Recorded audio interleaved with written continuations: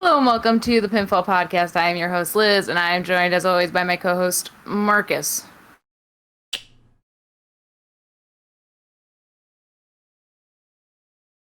I've done everything in my power, makeup-wise, to make myself not look like I've missed 40 hours of sleep. I think Raw outdid me on this one. You think? I thought Raw was Yeah. pretty decent. It was like good and it was like not good all at once. It was It very weird. it was according to the numbers, according to my numbers, it was better than the past 2 months of Raw. It's better from May 17th onward. I don't know about before that because I didn't start doing the rankings. Okay, but also the bar is low. The bar is very low. That's why it's better. Yeah, the bar is basically on the floor at this point. This was just an exhausting fucking episode. Well, any There were episode of so Raw is many exhausting. aspects of it. There were just so many aspects that I like sat back from and I was like, this is fucking good. Yeah. Yeah. Raw in and of itself is a pain because it's 3 hours still.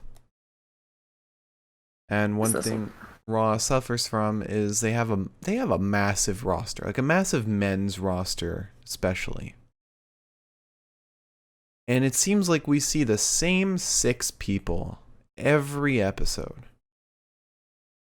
Bobby, Drew, The New Day, Riddle, Randy, AJ. Get us some other people.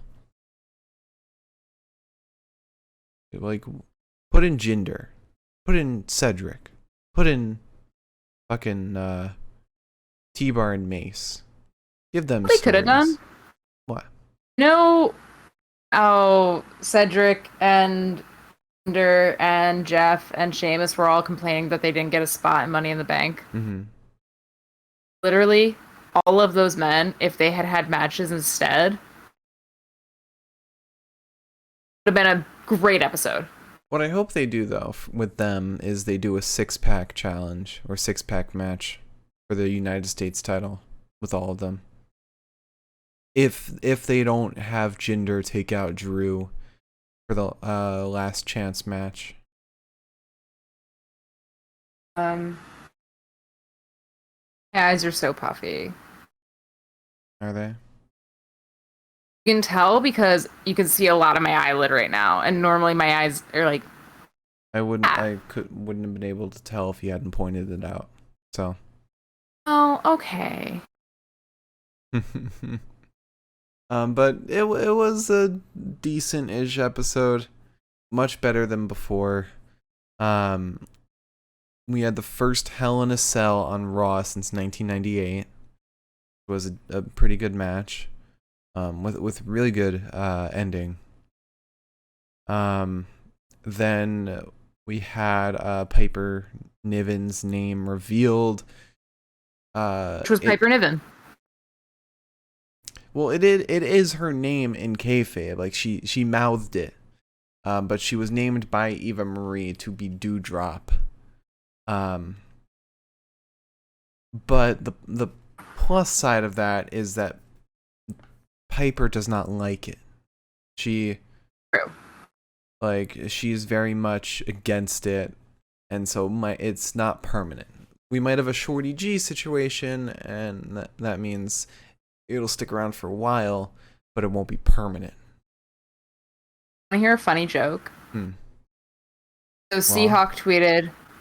Oh, well, yeah, but Seahawk tweeted, "Why is the guy they push as a real life superhero wrestling in Lee jeans?" Somebody responded, "In fairness, he wanted to be a masked crusader, but his girlfriend was against it."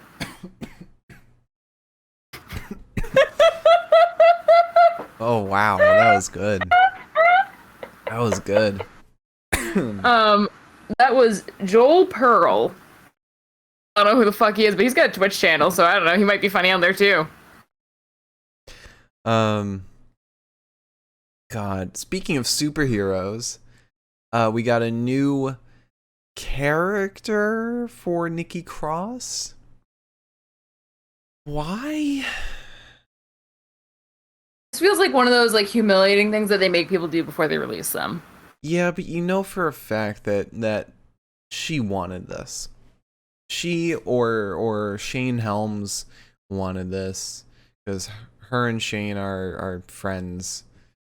I get it. I don't see it getting over. Yeah. Molly Holly days are long in the past. Half of Monday Night Raw is not going to get over with the crowd once they go live. It's not. They're going to get booed to shit if they even have anyone show up. They're going to have to give out tickets at this point. Like who People get lucky. Who would go to these shows? Even Marie Literally, stands? those exist. I'm scared of them if they do exist.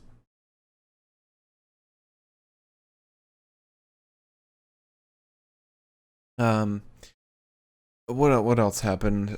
We had Money in the Bank qualifying matches, of course, which were really good matches because they were matchups that we don't see very often. Shocker that would be interesting. We got 2 matches announced for Money in the Bank. One of them is Bobby Lashley versus Kofi Kingston. Can't wait for that. That is going to be a fantastic match.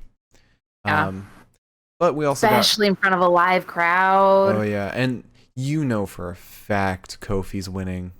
You know that. I don't know that for a fact in the slice. I think that they're playing off the nostalgia of Kofi Mania in order to put butts in the seats, because once they've got butts in the seats, they don't care what the outcome is. I don't know. I think they're gonna want that massive pop from Kofi Mania too.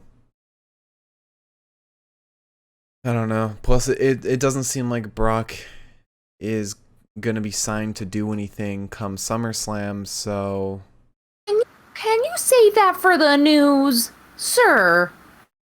Sir. I'm just saying. I think Kofi's gonna get it based on where they're booking this. Raw is very blatant with its booking. But then the second matchup is Charlotte Flair versus Rhea Ripley for the Raw Women's Championship, because of course we have to have another match between these two. We cannot just let it lie. We can't let a DQ be a DQ. What did I say? What did I fucking say? Did I not say this? Last night, did I not say this?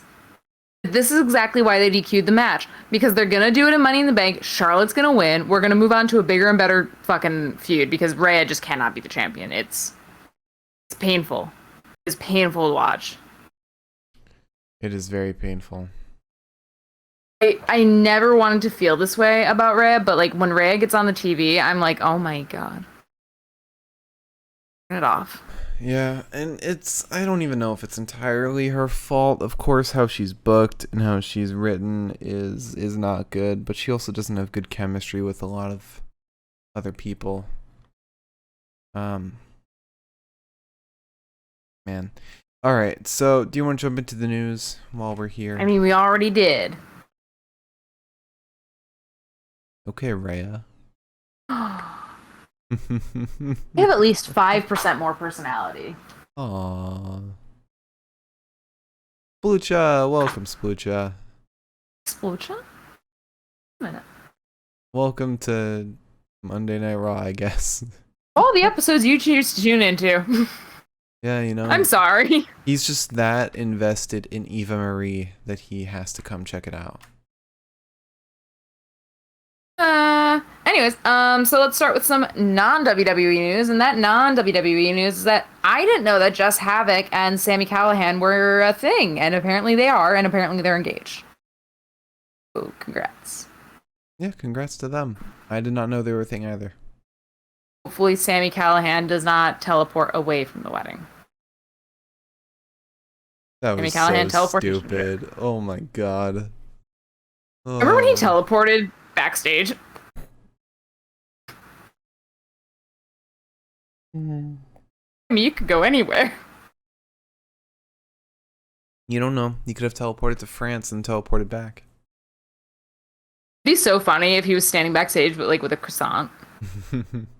No, Splucha, I wouldn't say WWE is too far gone. Raw is too far gone. SmackDown's in a good spot.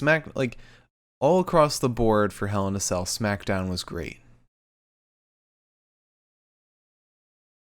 Raw, on the other hand, it's two separate companies at this point. Like somehow. In my opinion, Raw is a slog. SmackDown is a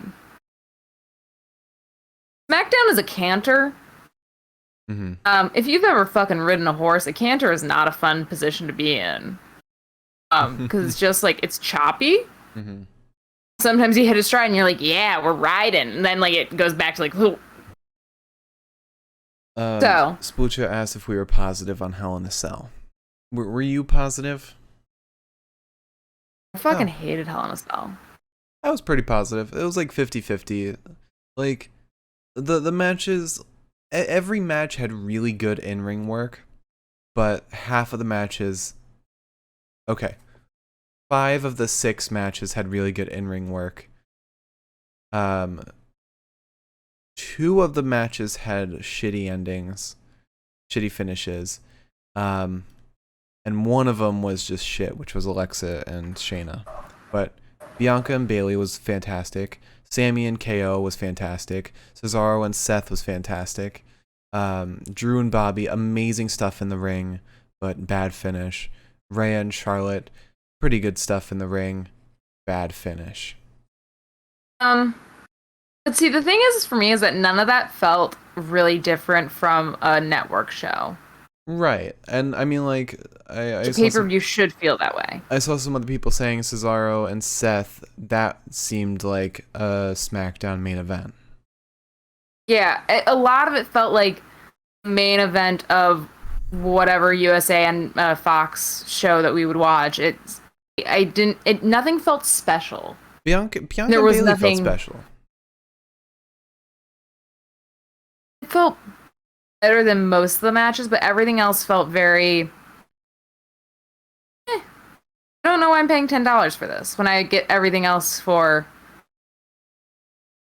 whatever I pay for Sling. Yeah. And there was nothing special in terms of like no teasing anything. There was like Money in the Bank, but other than that, nothing got teased. When we know that there's a bunch of different call-ups that they're considering right now. Not even considering, they've already called up. They basically called up 2 people already. They've essentially called up 2 people. 3. Sure, 3 people. But like no teasing that. No teasing anybody that we know has been sitting in catering this whole time. So there was nothing for me to look forward to the next day. And then the next day, which is today, you don't get a whole lot different. Yeah, so Splucha, to answer your question in the short, for me, I was disappointed with it entirely. Because it just felt like they were saving time before Money in the Bank. I thought it was pretty good. I like that they stuck to Bobby and Drew, like that's their final match. I like that they stuck to it. But we got some news, Liz. Yeah, so in terms of regular WWE news, first things first, Mustafa and his beautiful wife are pregnant. There's a very, very funny series of tweets where somebody said, when you get home, what's the first thing you do on like March of this year? Mm-hmm. He said, my wife. It was funny. Then he posts his picture today celebrating the fact that his wife is pregnant. Their child is due December 2021. You do the math. Mm-hmm. I'm not going to. Yeah. Like, okay. So congrats to them. I'm happy for them. Anyways. It was like Father's Day. He announced it too. Yeah. How perfect. Also, Splucha said it's kind of weird it's been so heel heavy for the past few pay-per-views, even Mania plus Backup Mania. It's because they want that pop when faces win at, in front of crowds. That's why they're building up Kofi. because they want that face pop. I have a lot of hope. But The anyways. The only heel that's retaining in front of crowds is Roman. That's it. So, speaking of Hell in a Cell, there is quite a bit of displeasure, if you will, at what is more or less the finish of the Drew Bobby match. Because people who were actually paying attention, not including me, fucking see this. So there's a spot where Bobby throws Drew off the ring into table in a choke slam. It was like a Uranagi kind of. Yeah, one way or another, he kind of picked him up here and threw him down. Yeah. So apparently, I didn't notice this. You did. But the camera cut to Drew laying on the ground. You see this disembodied hand from under the ring shoving some of the pieces of the table out because Drew lands on a crash pad, and they take the crash pad out. They put the table back in, and it's like, damn, it's fudged it a little bit. What's weird? I mean, if you expect them to actually be going through tables onto hard cement floors, that's on you. No, that's a normal spot. They've done that in front of crowds many times. But what I'm saying is that it's like, if... Wait, are you saying that going through the table onto the floor is... Yeah, they've done that before. That a crash pad? Yeah. They've done that many times. Then fine. I mean, they did that... I'm being too gentle.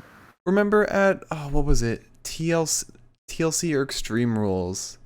Extreme Rules. With Cesaro and Shinsuke versus the New Day, when they fucking powerbombed Kofi through 2 tables onto the floor. That wasn't into the ring. That was on the floor.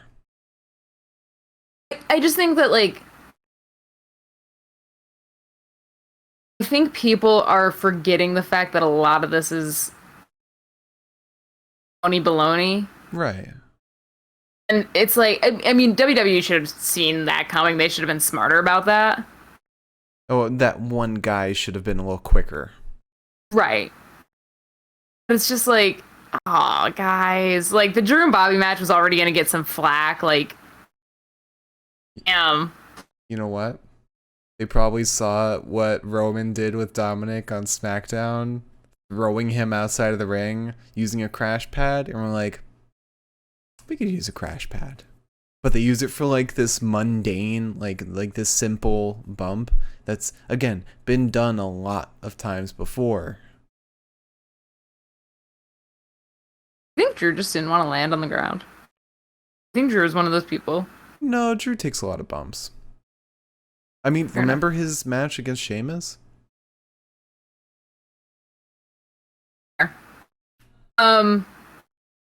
Right, and speaking of Hell in a Cell, Kevin Owens has tweeted that he needs a break after his last match against Sammy, and he will be back soon, but he is apparently taking time off in the meantime. Which, good for him. He's been putting in the hours. Yeah. Wonder what Sammy's gonna do, though. I don't know. I mean, won the match. Is the conspiracy over? Could be. He could turn to Apollo now. I mean, yeah, that would make sense. Apollo's probably the one person who could turn him face because he's kind of been, like, just fucking manhandling him. Yeah. Also, speaking of Brock Lesnar, WWE is hoping that Brock's return will be imminent. He's not returning. That is, if things go their way. Right now, he is not on their internal roster. There's absolutely no word if he will return. But apparently it seems that they're holding talks and they are, lack of a better word, desperate. They have plans, they have ideas, and Brock Lesnar's like, I don't know about that one. I'm not gonna be devastated if he doesn't come back. Like, I know a lot of people are like, oh my god, I miss Brock so much. It's like, there's plenty of other guys that can cave guys' skulls in if need be. Don't make fun of those people that miss Brock, because I think he could add a lot. We also don't want to alienate a portion of the fan base that could be our fan base. But I'm allowed to have opinions. I don't like him. Okay. But I think he could add a lot to the scene. He could definitely bring so much to WWE right now, but like you said, he can be replaced. Well, yeah, what is he doing that Bobby isn't? And other than the fact that people want to see a Bobby and Brock match, which I understand. And Bobby's kind of got the same vibe. Massive, yeah. He's dangerous. He just is better on the mic. They both have MMA backgrounds. I think the appeal with Brock was that he wasn't on the mic. Right, but he doesn't have that option anymore. Unless he goes to SmackDown and Paul's like managing both him and Roman, which might get weird. Or Eva Marie switches to Brock. She's got enough experience with Parker. They were hanging out. Which, by the way, the Performance Center, WWE, wanted everyone to know that Dave Meltzer's report that they were not hot on False Brock, Parker Boudreaux, whose name I've been mispronouncing this whole time. Apparently they've got high hopes for that man. That's a lie. They made a specific point to say that. That's a lie. I know. I was like, guys, we don't have to pretend. It's okay. They're trying to save face. Like, you can make a mistake. It's cool. Also, the last piece of news tonight is probably the most important piece of news, which is that Scarlett, Karrion Kross, and Bronson Reed were all backstage at Raw tonight. Scarlett and Karrion were backstage at SmackDown last Friday. And I believe Scarlett and Karrion, I think, were at Hell in a Cell. I don't know about Bronson. They also, both Karrion and Bronson participated in main event matches. Bronson defeated Drew Gulak, and Karrion defeated Shelton Benjamin. And apparently, I don't know about Bronson, but apparently Karrion Kross is being fast-tracked for a debut. Debut on main event. Here's the thing is that if they're using main event as a way to put over potential prospects and kind of gauge how people are vibing on them against the main roster, then that's cool. I think that's awesome. I think it's a perfect way to breathe new life into main event. But like, they could just have the higher ups watch NXT. Watch their NXT matches. Have them watch Karrion's match against Finn. The thing is have them fighting against current main roster people without the commitment of bringing them up. Yeah. I think there's an appeal there. I'm more interested in watching main event knowing that they're on it than I was before knowing it was just like the leftovers from Raw as of lately. You make a good point. Basically, if you're not putting them on Raw, you're telling me I don't want to watch them. So why would I watch main event? To be fair, to make another side to it, wouldn't you have wanted to see like a surprise appearance, like all of a sudden lights go out and you hear the strings from Karrion's walk out?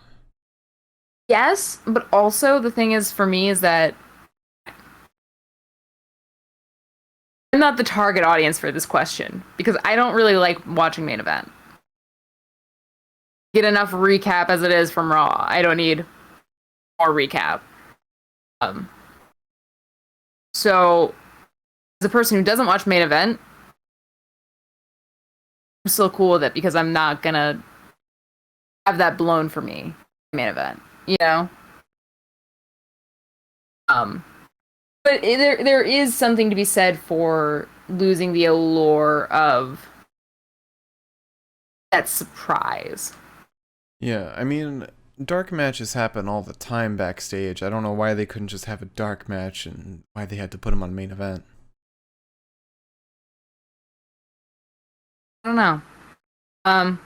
But it is interesting that the two men's singles champions are being prospected like this, because I wonder what that means for NXT. Yeah. NXT is going to be fine. I'm not worried. Yeah, But I just wonder what this. They don't lose anything getting rid of Carrion. They really don't. And they lose something getting rid of Bronson, but it's not something that can't be made up for with the rest of the depth of that roster. Right. It's not like Bronson was this extraordinary, larger-than-life personality. He was a face. I do wonder what tomorrow's gonna look like, though. Yeah. Knowing what we know. Unless they're not moving to the main roster, but they're going to visit the main roster. You know? Maybe they'll make appearances. Maybe they're willing to bridge that brand gap. Because they kind of did that with Carrion, with Carrion's match, his title match, when Paul Heyman and Pat McAfee were commenting on it. I wonder, but I don't know if they would want to, again, ruin that kind of like surprise pop. I don't know. I mean, they already ruined it. Yeah, that's fine. You know, you make a fucking point there. I mean, the episode's probably going to be out on Wednesday, so it's not going to be another Raw till then, or not even another SmackDown before then. Maybe it's SmackDown. Becky Lynch. Who's to say? Stop. There's backstage at Hell in a Cell. You're disappointing yourself. I know. Alright, so matches and promos. It's Raw. And she just had a kid. What do you expect from Raw? So we started off. Bobby Lashley and MVP come out for the VIP lounge. MVP says, once again, MVP and Bobby Lashley are in the ring. Big things are popping. It's the VIP lounge. We're all better than you. Bobby says, Drew and I went through hell. Drew almost took me to my limits. Drew at his best still isn't good enough to beat the Almighty. MVP said, what? Oh, yeah, last night. You beat Drew within an inch of his life. He won't be the same. Drew McIntyre can never challenge for the WWE title again. I thought Drew was going to come out at that very moment. He said, let's look at your new favorite pose. And they cut to a picture of Drew looking all sad and Bobby the victory pose. I see 2 alpha males and 5 gorgeous women and a lot of champagne. So shall we party? Let's raise our glasses and toast the almighty champion. It's a new day. Yes, it is. The New Day comes out.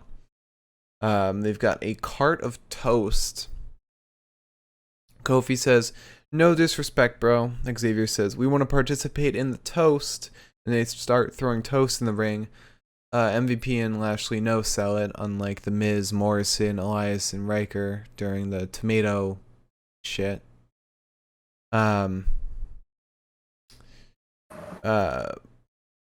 MVP says, you continue to prove my point. This is why you were watching Hell in a Cell rather than in it. You are a clown. You play video games while we enjoy the finer things. Kofi said, we do mind, actually. We do mind, actually. We're going nowhere. It's well documented that I surround myself with friends and family, as opposed to users. Bob, you think MVP and your ladies are going to be hanging around you after I beat you for that title? Bobby says, you're not going to beat me for it. I'm never losing this title. You lost this. There is a hierarchy in this world. I am up here. You are down here. Kofi says, you forgot about that I beat Daniel Bryan to be WWE champion. And I beat you. I brought the footage. Play the footage. Because the last time I checked, you did not have an opponent for Money in the Bank. So here I am to challenge you for the WWE Championship. MVP tries to cut in. Bobby says, I accept. That's what you want, right? You left out the part where Drew hit me with the cane. And so, it doesn't happen again. Let's make sure the Money in the Bank is a straight one-on-one match. So why don't you let me have a match with your friend? meaning Xavier. Xavier says, "Y'all are in a long line of meatheads that don't have the mental acuity for me." Shut up, MVP tries to interrupt. He says, "Shut up, MVP. We've seen Biggie go on to be the Intercontinental Champion, and Kofi went on to be the WWE Champion. I am an 11-time WWE World Tag Team Champion." The women start talking. He says, "Be quiet, ladies." So he says, "Underestimate me, please. It's going to make it a lot more fun when I beat you. The match tonight is going to be inside Hell in a Cell." Kofi says, "Because New Day rocks." And Bobby just says, "I accept" again. Then we go backstage. We get AJ and Omos and the Viking Raiders. AJ says, "You're less than 0. You're nothing." Well, Ivar says, "Well, we won a raid and came up with a phenomenal victory last night. With chicken wings or whatever." Okay. And then we get AJ Styles versus Ricochet for a spot in Money in the Bank. Can I just say, during the Bobby promo, I straight up, the entire time before the New Day came out, and pretty much after the New Day came out, I was like holding my breath. Mm-hmm. Like, if I hear Drew's music, if I hear his fucking music, I'm throwing myself out the fucking window. I have to. Yeah. Like, very stressful. It does lead me to wonder how much of, because of how many times how many times Xavier had to tell MVP to shut up. Like twice. It was several times. Mm. It felt like it was more than that. It's because the first time they were kind of like arguing about shutting up. It makes me wonder how much of that was like improvised. Yeah. It's because, I mean, I think they've done this before in another promo, but they've got so much good chemistry together. That's why all their stuff, it's why I'm so excited for this feud, because these guys can pull off fantastic promos. I know it can get like a little tiring, but I do love how many times Kofi himself has brought up MVP crying about him winning the belt. It's like, it's the long-term booking. Yeah. Yeah, so we've got AJ versus Ricochet, and let me be honest with you. I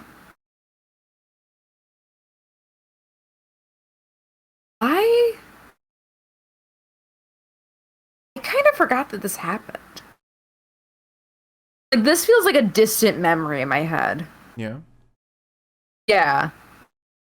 I don't know if that's just because everything else happened after that. But this feels like I was not there for it. I don't remember taking notes for this.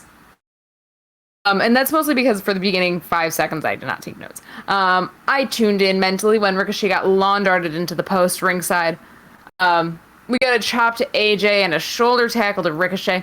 We get a knee into the jaw of Styles. Ricochet flips over Styles' shoulders, but lands on, or flips Styles over his shoulders. Sorry. Styles lands on his feet. We get a springboard crossbody to AJ, though, to take him out. There's some clotheslines in the corner to AJ, and then a Northern Lights suplex to AJ, and a roll through into a vertical suplex. After that, we get a modified powerbomb to Ricochet. AJ goes for another, but Ricochet lands on his feet. He fails to end Seguri. AJ hits him with a German suplex instead. Then we get a calf crusher on Ricochet. He grabs the rope instead. AJ then manages a fireman's carry into a neck breaker. AJ goes for the Yep. AJ goes for the phenomenal forearms, but Omos is attacked by the Viking Raiders, and it shows how much I was paying attention and taking notes at the same time because I did not even say who he was attacked by. However, AJ goes for the phenomenal forearms again, but goes right into a knee to the jaw, more or less. They didn't replay this, but it looked quite like a knee into the jaw from Ricochet. And Ricochet covers, pins to win. Shockingly clean win. Shockingly clean win for the most part because AJ was distracted. It wasn't like a conventional distraction though. Like he still got in some offense after that. True.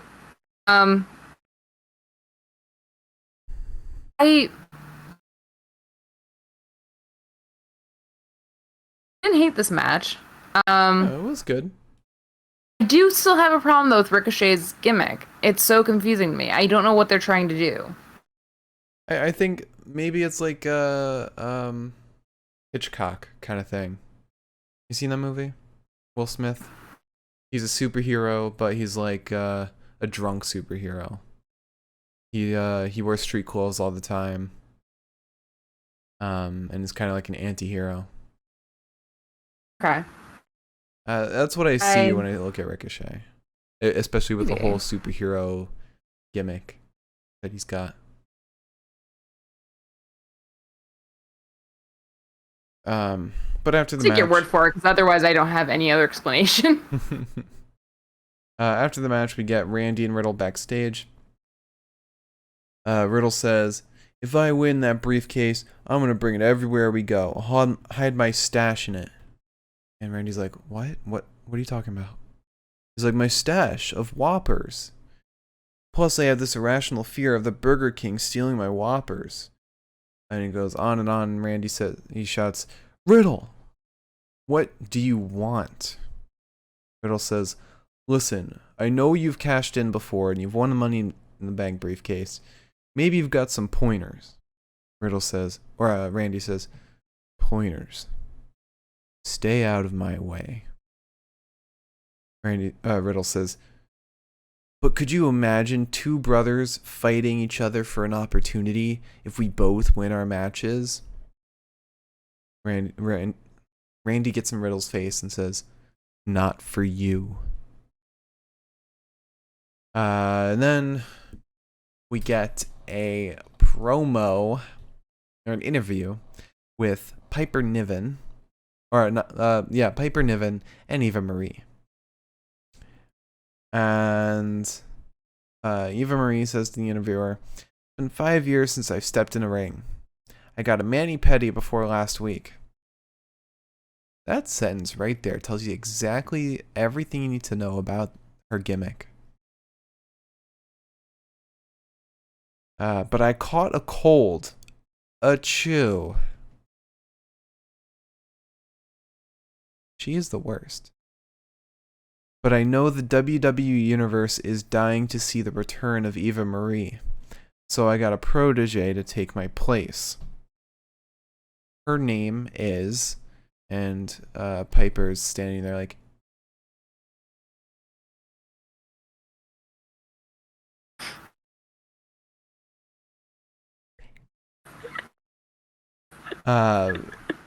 And Eva Marie looks her up and down and says, "Her name is Dewdrop."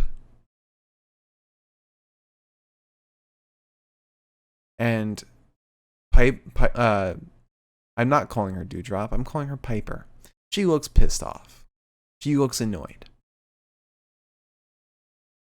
But why, dude? How do you look at Piper and you get the name Dewdrop? Is it because of her shape and the fact that she was wearing blue?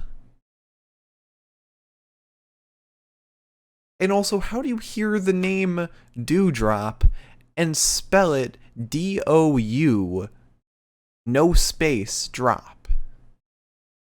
I don't know how to tell you this, bud. That's exactly how she got the name. And that's why it's even worse. At first, that was not where my brain went. I was just like, Dewdrop's just a fucking stupid ass name. And then she looks her over and says Dewdrop, and I said, "Oh, I get it. Get it, Eva. I fucking get it." Sorry if your phone keeps vibrating. I'm liking a bunch of our tweets. Oh. But this... God, I hate Dewdrop so much. It's such a dumbass name, and Eva Marie makes me so mad. No, here's the fucking thing. Tell me the fucking thing. Tell you the fucking thing. So, when Eva Marie announced that she was coming back,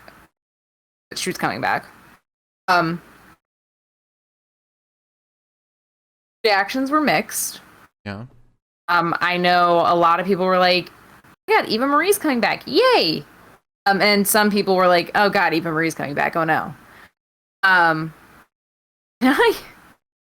I was initially an oh god, Eva's coming back. Oh no, person. But then I was like, you know what? Everyone's right. Giving her the benefit of the doubt. Years have passed. Time to, you know, I've changed in the last 5 years. So is she. Oh, Pepita. And then her whole gimmick was like the evolution and like being a role model and all that shit. And I was like, okay, so maybe like I interpreted this as heel, but I was like, maybe I'm just being touchy and I should just stop. And I did. Then Eva Marie came back, and this is exactly the Eva Marie we're getting, and I'm like, I worked so hard mentally to not hate you. And she's not even really wrestling.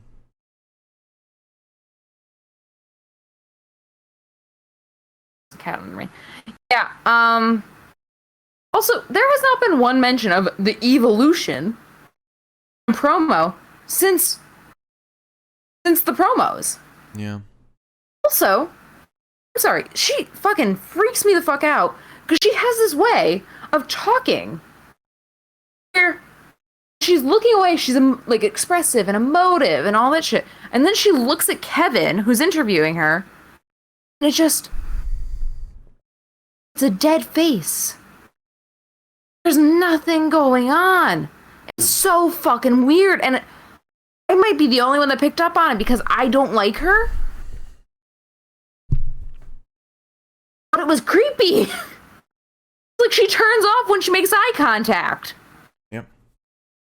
Oh my god, and poor fucking Piper. And in your defense, Mark, in my entire set of notes, I could not refer to her as Dewdrop.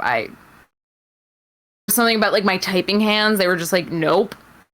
So to spell Dewdrop and we spell Piper Niven outside. Yeah, it's disrespectful to call her that because we know for a fact that it does have to do with her size and shape because Eva Marie looked her up and down before giving her that name, and because her clothing resembled the color of water.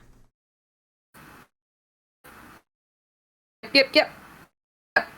Then it's like you've got people online saying like, and rightfully so. I don't want to make it sound like I'm like annoyed about this, but like, you know, Kayla was like, oh well, you know, if people are like making fun of somebody's size or somebody's weight, like maybe she said something like maybe you should like make sure we can't see your profile picture beforehand or something. And I was like, well, that's kind of not the right idea, but sure. And it's like, that's the thing. They're making fun of her.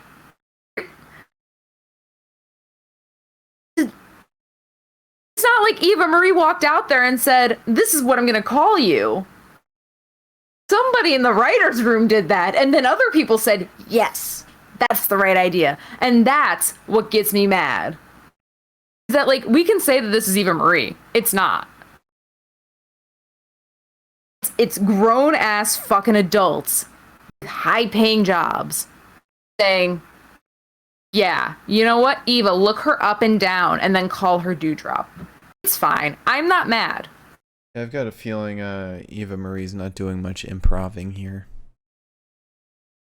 I'm not holding her responsible for this one. I'm holding her responsible for how bad her promos are, but I'm not holding her responsible for this one. God bless T-Bar though. He said on Twitter, first, welcome to the all caps club. Second of all, May I say that? No, T-Bar. Okay. T-Bar then replied to that saying, let's just call her D-Drop. That's so much better. D-Drop.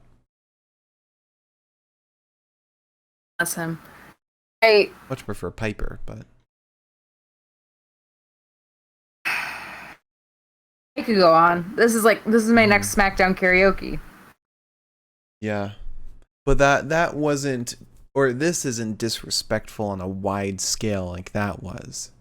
This is It's almost worse. This is disrespectful It's to almost Piper, to just Piper. Which is worse. Mm-hmm. It's like,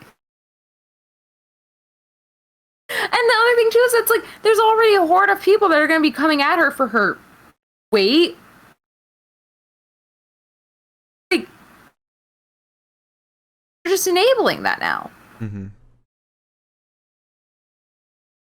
But anyway, after that, we got Asuka and Naomi versus Eva Marie and Piper Niven. Yep. We did. Alright, let me start. Eva immediately tags out. He says, thank you. So Asuka's just standing there. Piper gets in. Because in the same way that I will not refer to certain people on this podcast, I will not refer to Piper Niven as Dewdrop. That's just not gonna fucking happen. So Asuka kicks Piper a couple of times. Receives a boot to the face. Piper then shoves Asuka down.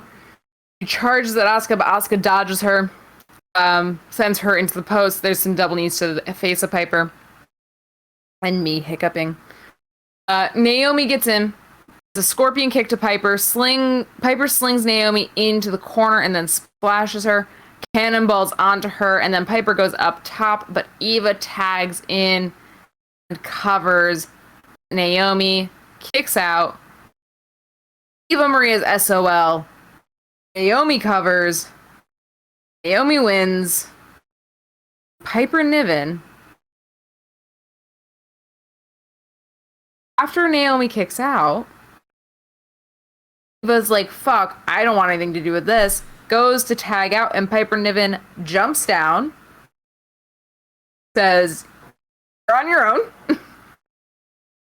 And backs the fuck up. Yeah. And the only silver lining that we can possibly derive out of this, assuming Raw is in a place of being like decent human beings for a change. I don't know. They haven't proven that to be true. Is that we might get like a cool promo now where Piper's like, my name is Piper. My name is Piper Niven. Yeah. Fucking call me Dewdrop. So fuck you, Eva Marie. Yep. And can I also just say that, like,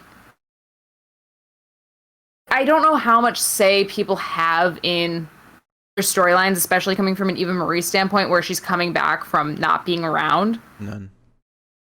This fucking, like, does not suck as much for her as it does for Piper. This is just fucked up on her end. It sucks too, because, like, now Eva Marie is being shitty human being. A heel. Right. But, like, on a sort of realistic level. And it's hard to look past that and be like, oh, well, it's just the writing, you know? Mm-hmm. That sucks too. Anyways, all of this sucks. There's no part of this that doesn't suck. I am so mad that Piper Niven getting called up sucks. That's all I gotta say about that. Thank you. Yep. So, after that, we get Adam Pearce and Sonya. That Charlie Kelly meme. It's like, after Charlie takes all those steroids and he's like crying over his food and he's like, it just makes me so mad. That's how I feel. We get Adam Pearce and Sonya in the ring. Adam Pearce says, we're here to discuss an incident from last night during a title match. What incident could that be, Liz? What incident could possibly be big enough that they would need to address it in the ring?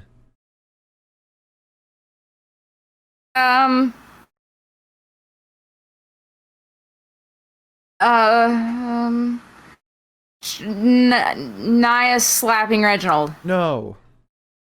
Incorrect. It was Rhea Ripley taking the banner from the table and tossing it back and hitting Charlotte. Mind you, in today's episode, Randy Orton dropped John Morrison on the table 3 times. As far as I know, the announce desk has always been a legal weapon.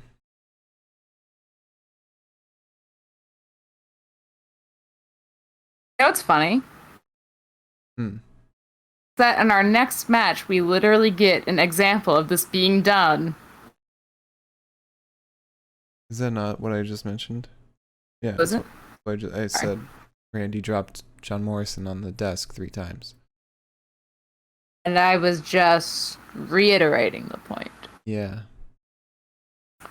Thank you for hammering that home. Sorry.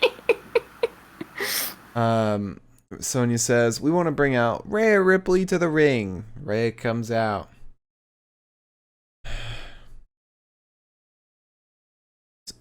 Pierce said, what you did as champion was completely unacceptable. Now this is bullshit. Even if it was intentionally DQing a match to retain, never ever has it been completely unacceptable. The Miz did it literally a couple months ago in March. He did it in March, maybe February.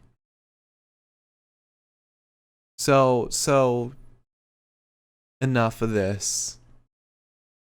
This is bullshit. It's dumb. Rhea says, what are you talking about? Sonya says, the title can only change hands following pinfall or submission victory. Pierce says, those rules were not meant to be abused. You intentionally got disqualified.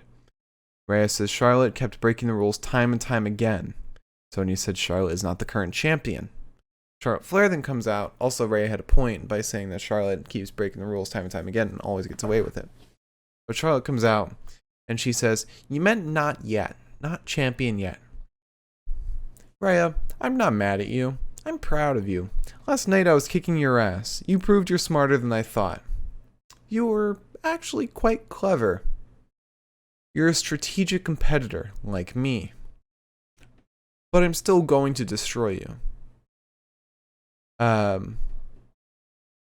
Sonya says, if that's your way of asking for a rematch, then you're going to get one. It's Charlotte versus Rhea and Money in the Bank. I don't know who I'm supposed to fucking root for. Like, none of these people are likable in any way. Charlotte's not likable. Rhea's not likable. This is the opposite situation from like NXT. NXT, you could root for either. Like when it was Finn versus Kyle, you could have rooted for either of them. They're both likable in their own ways. This is the opposite. You don't know who to root for, not because they're both likable, but because they're both unlikable. They're both dumb. Then we get an interview with Natty and Tamina.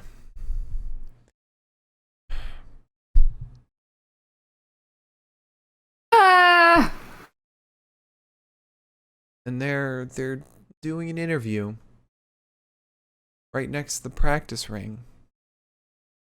Oh, how convenient.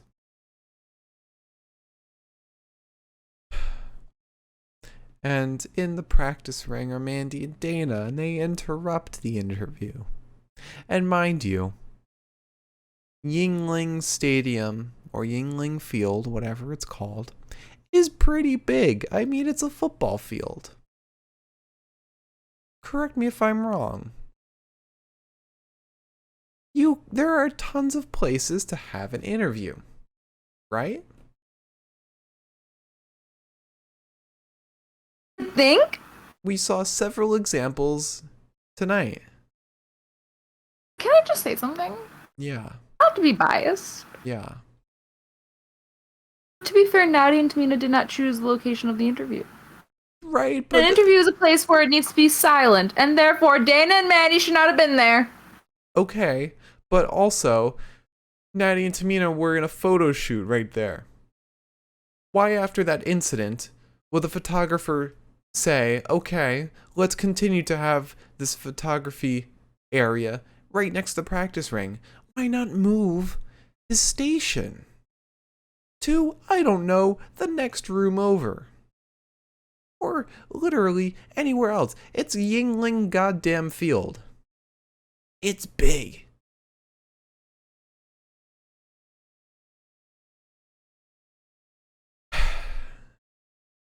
I don't know. Personally, I just don't want to see Natty and Tamina aggressors. I want to see like behind like hacker footage of them intentionally setting up the photo shoot there so that they could get mad at Mandy and Dana and start a fight without directly starting a fight. That's the only way they could redeem this, is if they intentionally put the photo shoot there. But Dana says, we're the only ones putting in the work. Let's finish what we started last week. Tamina says, is it... Oh, no. Natty says, is it not enough that I beat you last night? And they start brawling. Same thing as last week. And then we get Randy Orton versus John Morrison. Need we do. Okay. There's a headlock on John, and Morrison reverses with a cover. He gets a front face lock on Randy, and then we get like silly, unnecessary spiral around Randall that leads to a kick upside the head of Randy. Like basically, John just like coasts over his body, ends up in the same spot. Kushida does the same thing. Thought you said the name of our landlord. No. I was like, okay. No, it's but I even want to say I'm just like, I didn't need to do that. I think it's just to confuse the opponent. Could be.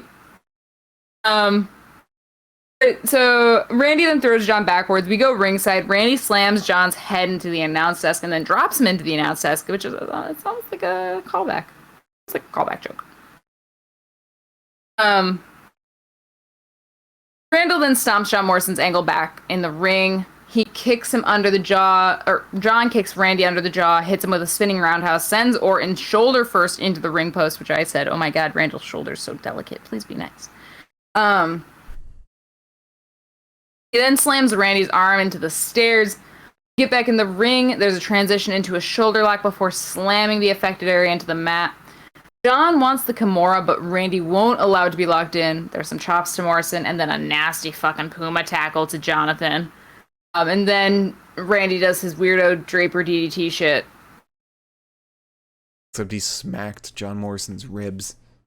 He just wailed on them for a second. I was like, Randall. I wonder if like he plans what he's gonna do beforehand, or if he's like in the moment. He's like, well, what could I do here? You could see the gears turning this time, especially. That's true. You could see him, he really did stand there for a second. He was like, what can I do? Haven't I done? So then Randy does this creepy shit where he pounds on the mat because he's so mad. And then the Miz comes out of nowhere and sprays Randy with the dripstick, which I fucking hate the dripstick. I'm not gonna lie. In this moment, so dumb. In this moment, sorry, Miz just had amazing aim. Miz had amazing aim. Yeah, I guess. In that moment, John tries to roll Randy up. We get an uppercut to Morrison, and then Matt Riddle comes out on his little scooter and chases the Miz, and Randy's staring at him, watching him go around the ring, and he's fucking pissed. And then Johnny hangs Randy over the top of the ropes.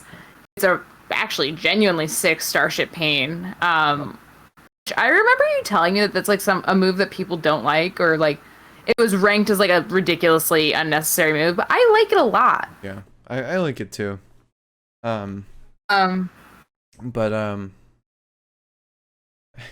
really enjoyed when Riddle was just chasing the Miz around, Scooter chasing a wheelchair. Every week, I tweeted about this. Every week, it's a small detail, but they choose not to recycle the Miz wheelchair bits. Every week is a different joke. I like that. First one, it was him slow-mo going down the ramp. Next week, John Morrison forgot him and didn't wheel him down the ramp. Now this week, it was a chase around the ring, and it's funny. different. Yeah. Yeah. I guess that's fair. John hits the Starship Pain and covers. He wins. And Randall Orton is fucking angry. Of course. Of course. But after that, we have an interview with Shayna, Nia, and Reginald. Nia says, Reginald knows what happened yesterday will never happen again. Shayna says, what's the matter? You're scared? No one in that locker room scares me. None of them will stop me from qualifying for Money in the Bank. And then we get Alexa Bliss and Nikki Cross versus Shayna Baszler and Nia Jax. And not once did we ever get a reference to the fact that Alexa Bliss and Nikki Cross used to be friends. But I think Alexa was too fooled by Nikki Cross's mask. Perhaps. Can we discuss Nikki real quick? Yeah. What? Does she have a name? What? Does she have a superhero name? No, she's Nikki Cross still. Spirit in the Sky. Mentioned Spirit. She walked out as Nikki Cross. She's wearing a blue and yellow superhero outfit, which like why? This is like, it's Disney. We're watching Disney Channel. This is Disney Channel. I hope you know that. That's what it feels like. Raw is I get that they're trying to do a Molly Holly thing, but like, yeah. I don't think Molly Holly would have gotten over like that now. Yeah. And the charming thing with the Hurricane regarding Shane Helms is that he didn't talk. He wasn't an inspiring figure from what I've seen. I mean, when he appeared at the Royal Rumble, he didn't talk. He was just a comic relief and got knocked out of the ring. It was like the irony of a superhero who's not capable of that much. And I want Nikki Cross to be capable of a lot. I'm giving her the benefit of the doubt. Maybe like this is a thing. Maybe it works. You see, I'm going to continue the analogies here. Raw is Disney Channel. SmackDown is Disney XD. And NXT is like Adult Swim. Does that make sense? Okay. Oh, how about Raw is like Disney Channel. SmackDown is like Nickelodeon, and NXT is Cartoon Network. So yeah, that's a better comparison.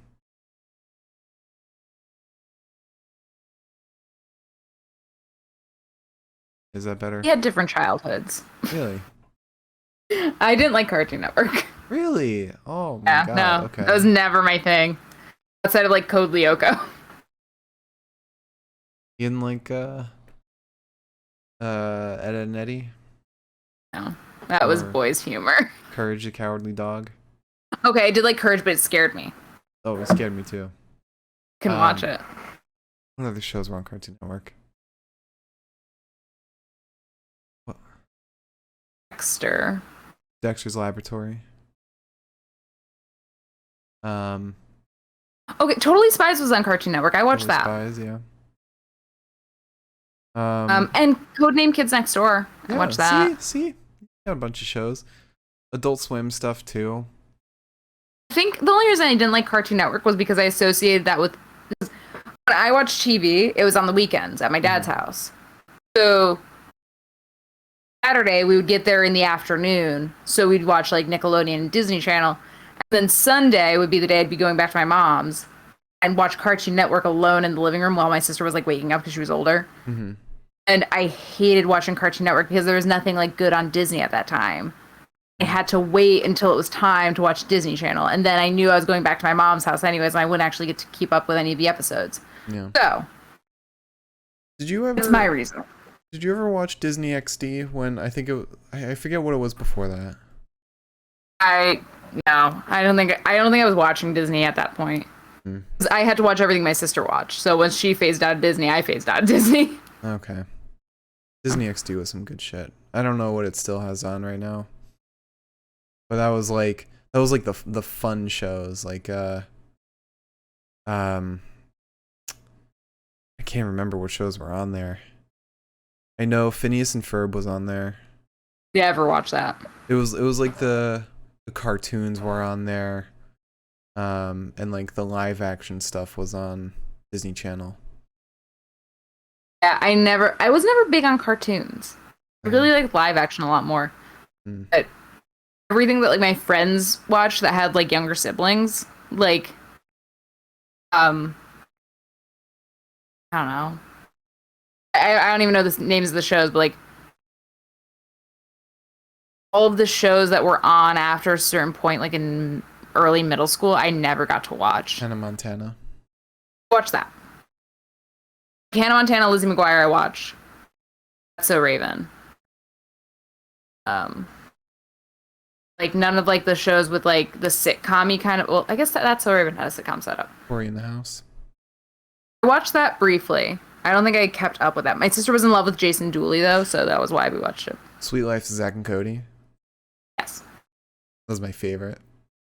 There's like Sweet Life on there's Deck. that one show. Never watched that.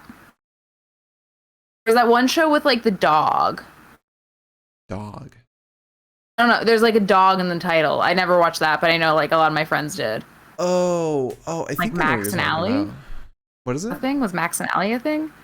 I never watched, and also in like Nickelodeon, I never watched like Victorious or anything like that. Oh. Not Zoe 101. Never got to. Watch that. Watched a little bit of that. I was mostly. I was always in love with Ivan Jogia, however you say his name. Ooh. Ivan Jogia? I don't know. His last name's Jogia. Anyway, we have wrestling to talk about. Yeah. Did we? Okay, we finished Nia and Shayna interview. Okay, Alexa Bliss, Nikki We're Cross talking versus about the Shayna and match. Nia. Yeah. Yes. So we start with Shayna versus Nikki. Shayna lifts Nikki to ringside. Nikki delivers a shoulder through the ropes to Shayna's midsection, and Nia gets in. She throws Nikki. Nikki sends Nia into the post as she charges at her.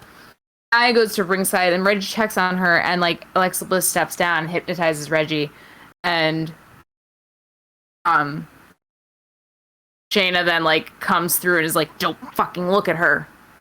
Don't look at her." Damn. Calm down. So Bliss tags in. We get a bulldog to Nikki from bulldog to Shayna from Nikki. Before she goes out. Nia distracts the ref though, so Shayna can kind of jab at the eyes of Bliss. Nia gets in, she slams Bliss into the buckle. Shayna gets back in and grinds Alexa's face into the ropes. However, we get a sunset bomb to Baszler, and they're like doing that thing where like both people tag out like slowly because they're both like worn down. And Shayna's crawling like a normal person. Alexa Bliss is doing that weird fucking crawl, which definitely feels like the crawl that like a child does, like when they're in like grade school and they're like, "Look how far I can stretch my leg past my shoulder." And It's you're a like, "Please crawl. don't." It's a crawl that requires exertion to do, and if you can put in that much exertion, you can get to the corner quicker. It's dumb. It's dumb. Anyways, so Nia gets in. Nikki gets in. There's a near slam to Nikki, and Cross pushes Nia, drop kicks her. Nia shoves Nikki into the ground. Shayna gets in. She nearly slaps Nia because Nikki dodges her. Nia gets mad, and I'm like, "You saw Nikki jump out of the way. We all saw that." No, Shayna wasn't trying to hit. Never mind. Alexa is then up top. She tagged in. No, she didn't. She was just up top for no reason, actually. I kind of thought I missed something in my notes, but she was up top on one of the posts closest to like the announce desk.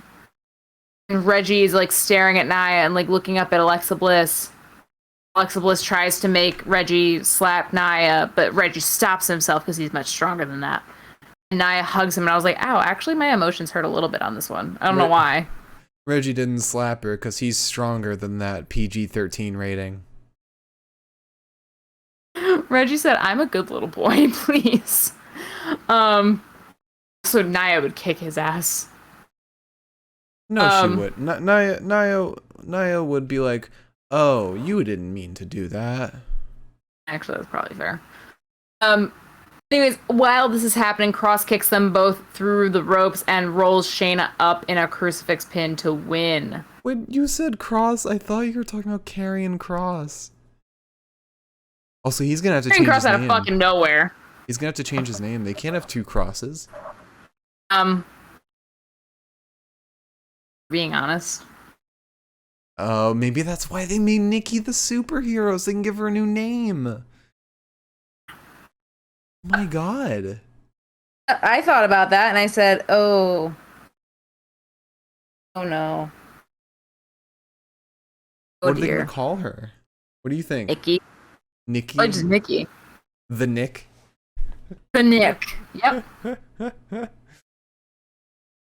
Super Nikki? It'll probably be Super Nikki.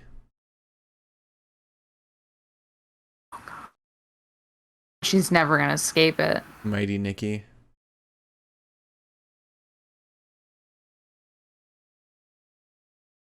Pretend you didn't say that to me.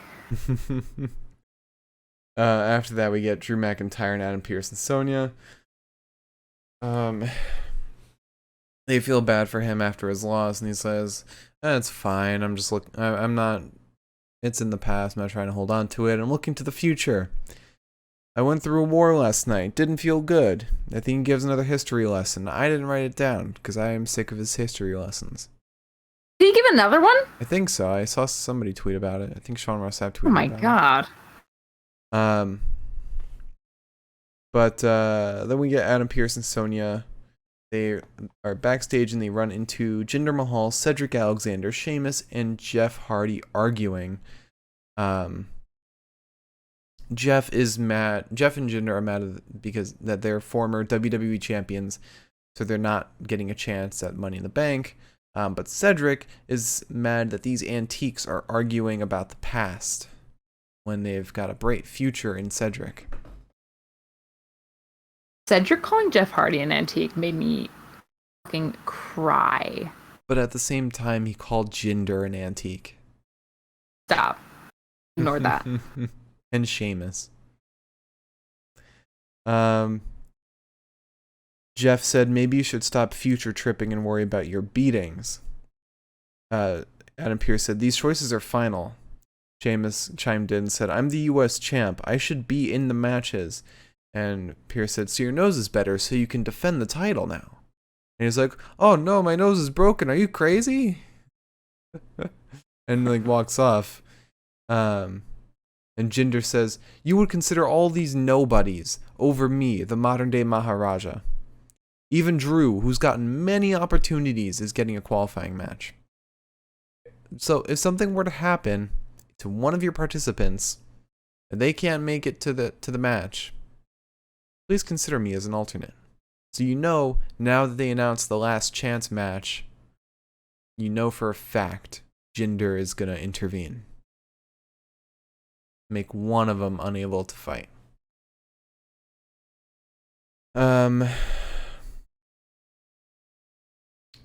Oh my God, we gotta stop making jokes because we are so far from being done with this. No, we're not. Well, in my notes, we are. We're the second to last match. We've got one promo left. Okay. So we've got Riddle versus Drew McIntyre now. Yes. There's a slap to the injured back of Drew. Drew takes Riddle down to the mat, starts stomping him. He tosses Riddle, gets a vertical suplex on him. Drew is then sent down onto his back. Riddle hits him with a gut wrench suplex and then rolls through, can't get the second one. We get a relatively botched backbreaker on Riddle from Drew, where Riddle kind of just bounces off his knee, and I was like, that actually looks like it hurts way more than anything else. Some chops to Riddle. Drew wants the body slam, but Riddle gets free. He elbows Drew and then hits an exploder suplex on Drew. There's a kick to the afflicted back of McIntyre. Riddle goes for a senton, but Drew gets his knees up. We get a belly-to-belly toss suplex and, lack of a better word, an RKO to Riddle. It was a neck breaker because Riddle was facing away from him as opposed to toward him. Fair enough. Then get an inverted Alabama slam to Riddle, sending him face first into the mat. Both men then go up top, and Drew is sent down onto the buckle, and then does that thing where he goes backwards on the buckle, and then comes back up with his incredible core strength and takes Riddle and tosses him and nearly kills Riddle in the process, which I don't like him either, but like one of the only original things that he has in his repertoire. He does it all the time. Yeah, every match. Making it so unbearable to see. We go back up top again, and Riddle slips down, powerbombs Drew. It's a running knee to the face of McIntyre, but McIntyre gets a Michinoku driver off onto Riddle. Riddle, however, gets the triangle sub on Drew, and then briefly attempts a backslide. Instead, he gets Future Shock DDT'd. Drew goes for the Claymore, but Riddle's laying kind of prone. Once Riddle gets up, he gets Drew into a position where it looks like he kind of wants a driver himself, but he can't get it. Hits the ripcord knee to Drew, kicks him, attempts the floating bro, fails, but there's a successful or almost successful Claymore that's countered with the go to sleep. Reading the names of Riddle's moves makes me want to cut my tongue off. Drew gets free, but gets a knee to the jaw. Riddle then wants something else. I don't know what he was going for. Maybe another pump knee strike. Instead gets Glasgow kissed, and then Drew lifts Riddle up into the electric chair position, but Riddle rolls through, sending Drew down onto his back, covering, pinning. Riddle wins. Randy was watching for 90% of that match, and Riddle then goes up to Randall and is like, "Bud, we can talk about things," and Randy's doesn't fucking say shit, because I'm really fucking hoping that this is the dissolution of the Arcade Bro, which I know it's not, but a girl can dream. What will probably happen is at the final chance, or the last chance match, Jinder takes out Drew to get in. Randy still wins. That starts a feud between Jinder and Drew. And Randy gets to go to the Money in the Bank match. And things are mended between him and Riddle. But then there's still that lingering selfishness that exists within Randy. So I'm hoping, man. It's still writing. It's still pretty decent writing. But after that, we get Mansoor backstage. He's staring at some freak slapping himself with a leather strap.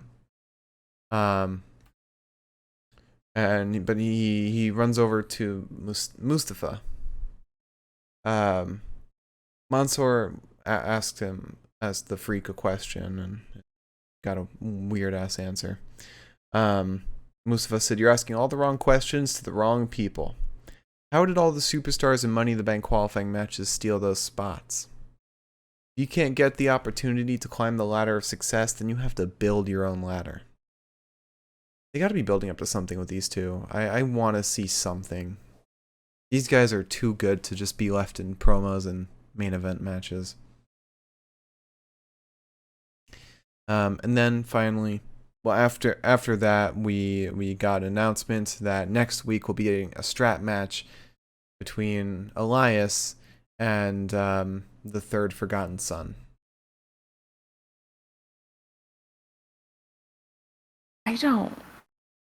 Nobody wants this. I mean, I love a strap match. Strap matches are my one of my favorite stipulations. But even I'm not looking forward to this.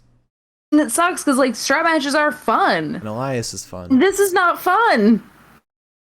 Yeah.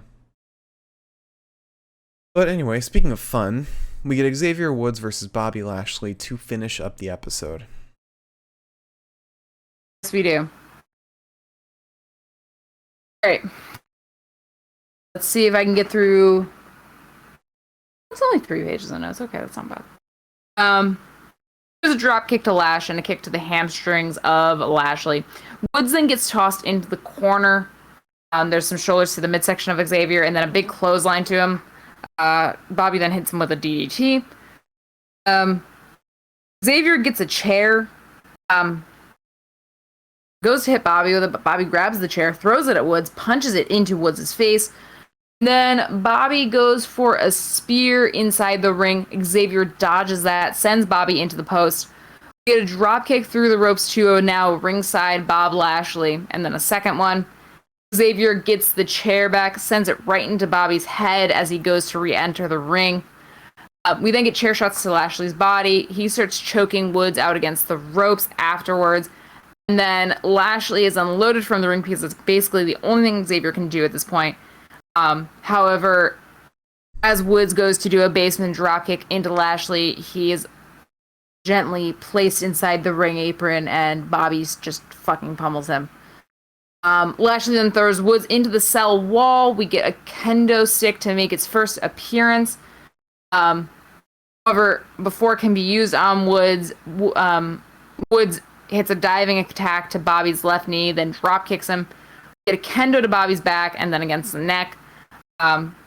Woods hits a hard right hook to the face of Lashley. Lashley catches Woods by the legs, and Woods, however, rolls through with a really nasty sunset flip. We have a table set up.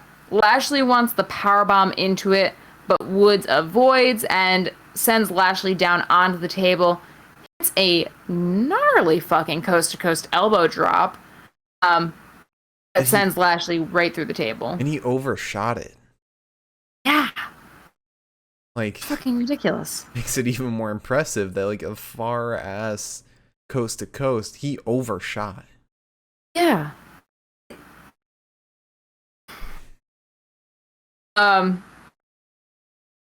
You get a chair. There's a chair set up in the corner that Lashley luckily sends Woods face first into, throws him into the hurt lock. Woods taps immediately, and then Bobby does not. He releases. Then he goes back to it, and Kofi is left outside of the ring as MVP locks himself inside of the ring, and Kofi. To watch his friend get hurt. They're making Kofi the biggest baby face in Raw right now, and you know what? They're doing a good job. Hopefully this keeps up and we get a really good story out of this. All right, so that concludes the matches and promos. Stay tuned for our best of the night coming up right now, and if you have a question for our question and answers, leave it in the chat and we'll get to it after the bests of the night.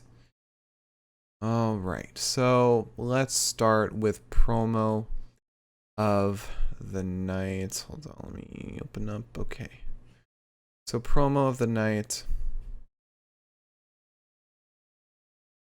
So we started off with the VIP lounge, where Kofi makes his challenge to Bobby. This was a really well done promo because it felt extremely well delivered from everyone, from MVP and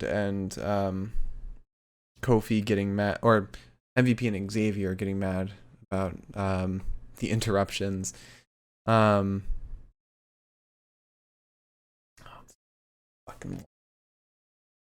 on my curtain.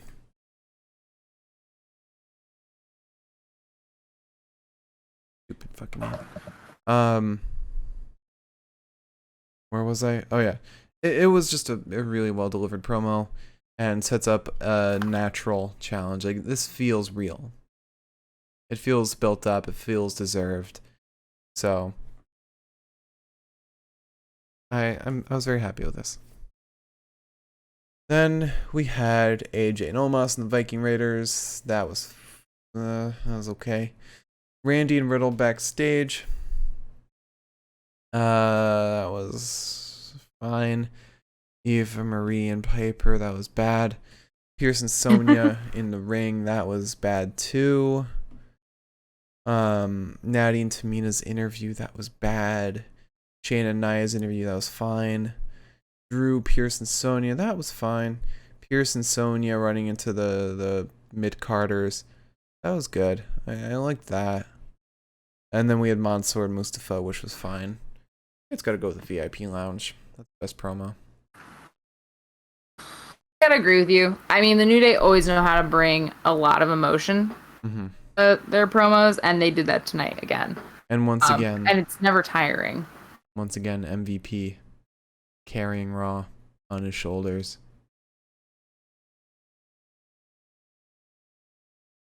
Wish it weren't. Yeah, wish It we fucking could is. share that weight. All right, so wrestler of the night. We started off with AJ Styles versus Ricochet. I think I'm gonna go with Ricochet. I wasn't super happy with either in this match, but Ricochet, his roll up suplex is really cool. Got a lot of cool stuff in his repertoire. He's a very fun wrestler to watch. AJ, he's good when he turns on. I think he just didn't turn on in this match. So yeah. Then we had Naomi and Asuka versus Shayna Baszler and Nia Jax. I don't know, Asuka, Naomi. I don't know. It doesn't matter. No one wrestled. Oh no, it was Asuka Naomi versus Eva Marie and Piper Niven, not Shayna and Nia. But yeah, I don't know. Naomi. No one wrestled here. I think it was for the best. It was just for the character building. But also the thing is that like I'm kind of wary to get excited about how this ended because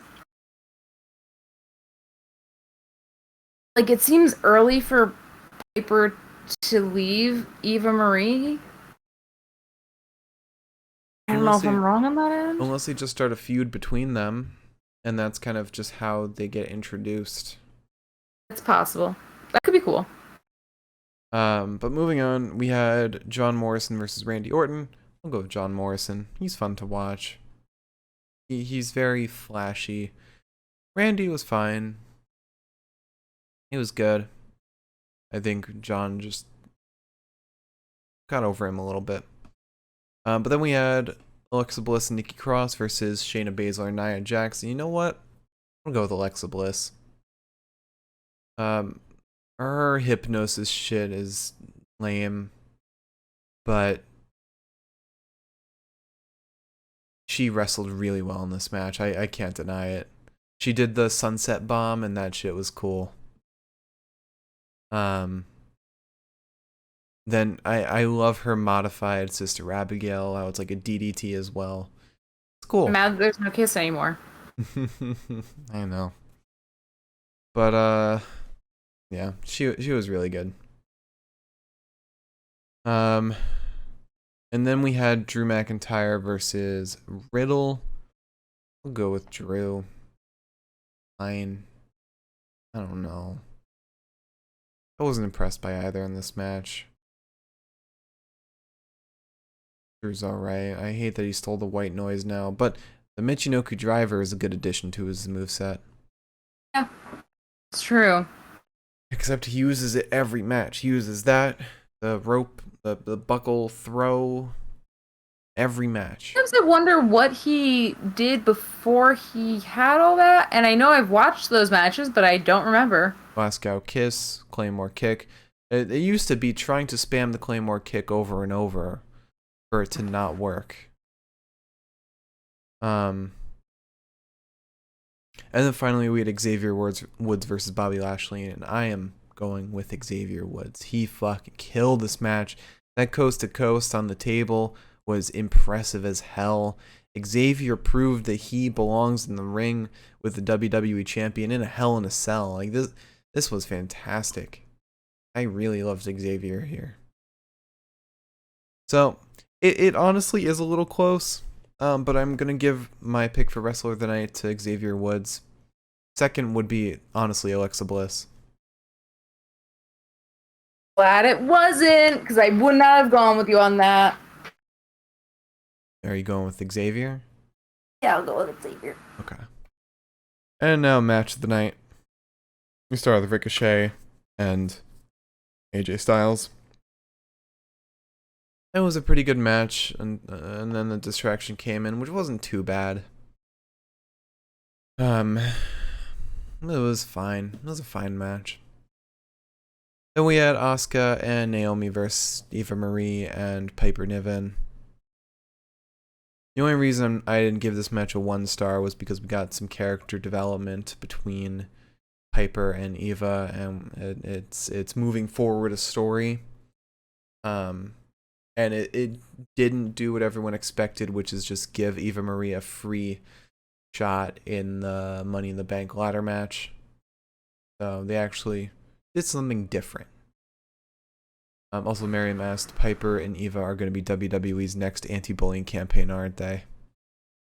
Oh, don't say that, because if that's the truth, then we might have to be saying goodbye to one of them. I hope it's Eva. Piper is she's too good. She's too damn good. Alright, then we had John Morrison versus Randy Orton. This match was good. It was good. Then the distraction finish happened, and it was fine. It was a fine match. I mean, neither wrestler performed their best.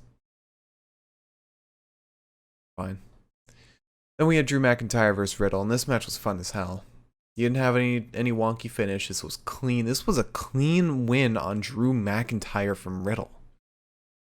That is surprising. Yeah. I think they're really taking him out of that title picture. Drew used to be the most protected wrestler in WWE. And now he's eating a clean pin from Riddle. Man. Yeah, that's why tonight's episode was good. But it was a really fun match. Like it was brutal. It was fun. It had the character moment between Riddle and Randy. And that finish just was the icing on the cake. Lastly, we had Xavier Woods versus Bobby Lashley. This was fun as hell. It was a great Hell in the Cell match. Had a great finish. And then the aftermath pushed forward the storyline enough to bring us to next week. So it was great in every way. I gotta go with it. Xavier and Bobby is my pick for match of the night.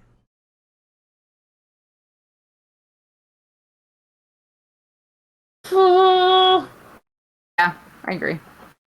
Had a lot of emotion that I was not expecting to get. Mm-hmm. I was not excited for this match going into it at all. Yeah. All right, so running it back, our promo of the night is VIP Lounge. Wrestler of the night is Xavier Woods, and our match of the night is Xavier Woods versus Bobby Lashley. It is an Xavier Woods sweep. I think last week it was a Kofi Kingston sweep. I've been Kofi Mania. Yeah. All right, so you wanna do a Q and you wanna do questions? You wanna answer some questions? Questions? We got one question from Miriam. She asked, is there someone on the main roster you guys think could use some time in NXT in a developmental aspect? Either someone who should maybe go back to NXT or someone who was never part of it that could benefit from some time there. Dominic Mysterio.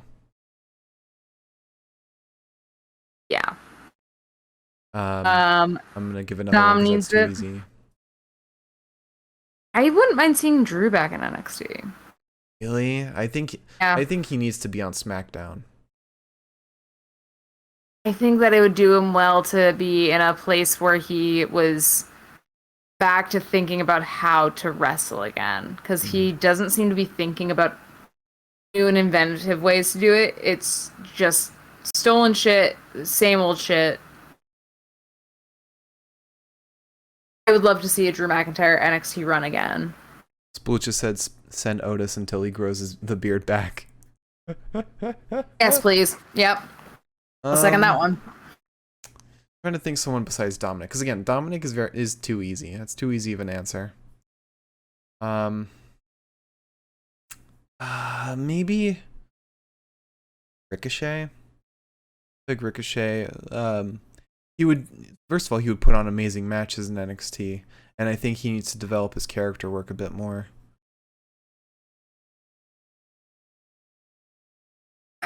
Oh god, who else? Who am I thinking of that's horrible on the mic? Rhea Ripley. Yes. Oh,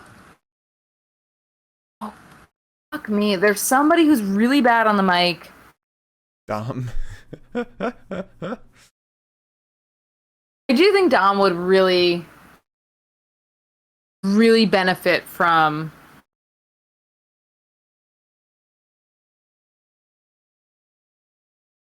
being able to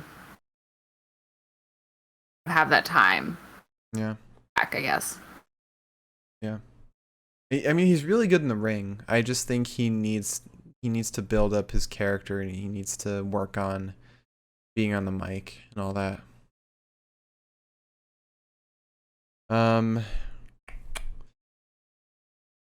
Let's see. I feel like there's somebody else Nikki Cross. I'm not thinking of.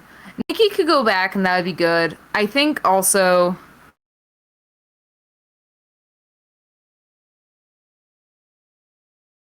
who I would really like to see back in NXT. Mhm. This is like in no way, shape, or form like an opinion of like her skills. I think Sonya would do really well back in NXT.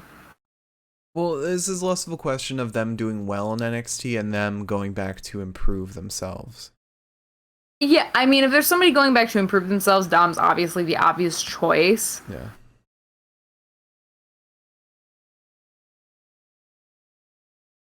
You know what? Somebody that I see all the time, and I'm like, they should go back. Mandy Rose. Yeah. Needs to develop a better gimmick than Barbie. Is there room for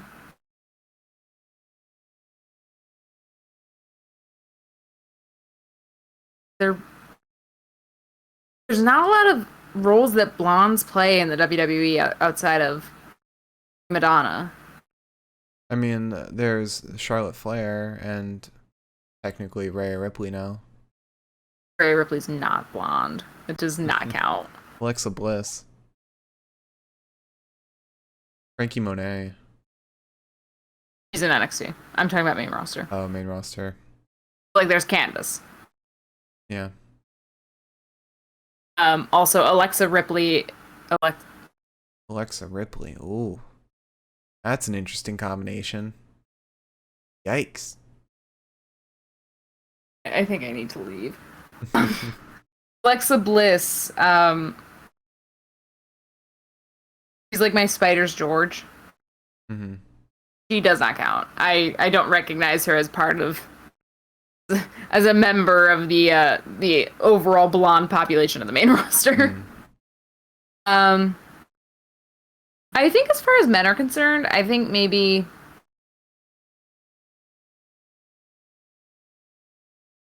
I think Umberto would do well. I know you're thinking from a improving standpoint. I'm just thinking from a benefit standpoint. Yeah. I think Otis should go back. Otis needs to he needs to work on being more than just a comic relief in a tag team. Yeah, that's fair. Splucha asked, "Where's Garza?" Remember when Angel was like a huge cruiserweight champion and was like beat fucking everyone? Like last year, I think. No, it was like 2 years ago. I didn't see him as a cruiserweight champion. I only saw him as like a decent fucking wrestler. Well, and there's so many names though that like it's unfortunate there are so many names that we could possibly send down for benefit. It sucks. But the thing I think although you said it was the easy choice, I think the best choice is Dominic because I think Dominic needs to learn how to be on the microphone. He's not good at it. Or send even Marie down, honestly. They're both bad on the mic. yeah, I'm gonna throw out another suggestion, and it's not to improve them on the mic or improve their wrestling skills. It's to improve their career and give them a better image. That's R-Truth. R-Truth needs to be more than just a 24/7 title guy.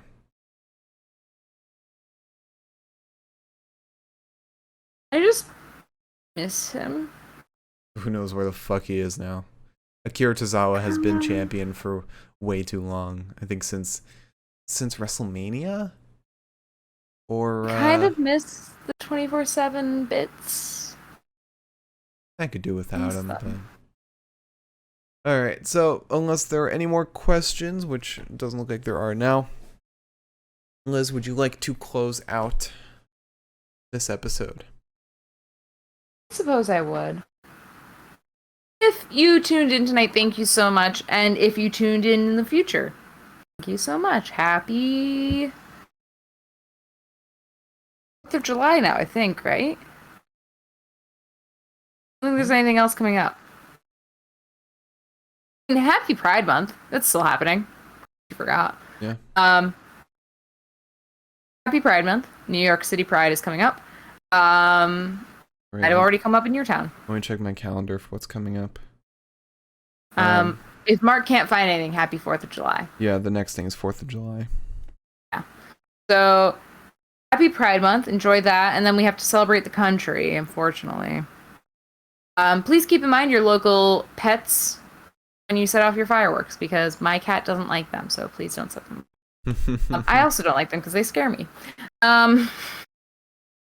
Anyways, so please tune in tomorrow night. We will be live with our NXT post show, which is always probably the most fun because we don't have to worry about being upset by things like, you know, the awful writing of Raw. Also, we get Samoa Joe back. Imagine. That would never happen. That would never happen. As Blucha said, we must suffer. We gotta suffer so that we can enjoy NXT. There is no light without the dark. Exactly. But yeah, please tune in. It'll be really fun, and we'll be here, so obviously it'll be really fun. Thank you all for watching. Oh, did you have more? Okay. Thank you all for watching. Follow, subscribe. If you subscribe, you can get access to our emotes, and you can watch our episodes immediately once they're done being live. You don't have to wait for them to go up on YouTube. I'm still uploading. I'm still getting to the Backlash episode that hasn't gone up yet. I just put up SmackDown today. But our YouTube is the Pinfall Podcast. Subscribe there, and you can see our Pepita Predicts episodes along with our episodes of the podcast. Our Twitter is at Pinfall Podcast. I'm at the Mark Cameron. Liz is at Eliza Elaine23. And thank you all for watching. We hope you all enjoy, and we'll see you tomorrow for NXT. Have a good night, everybody.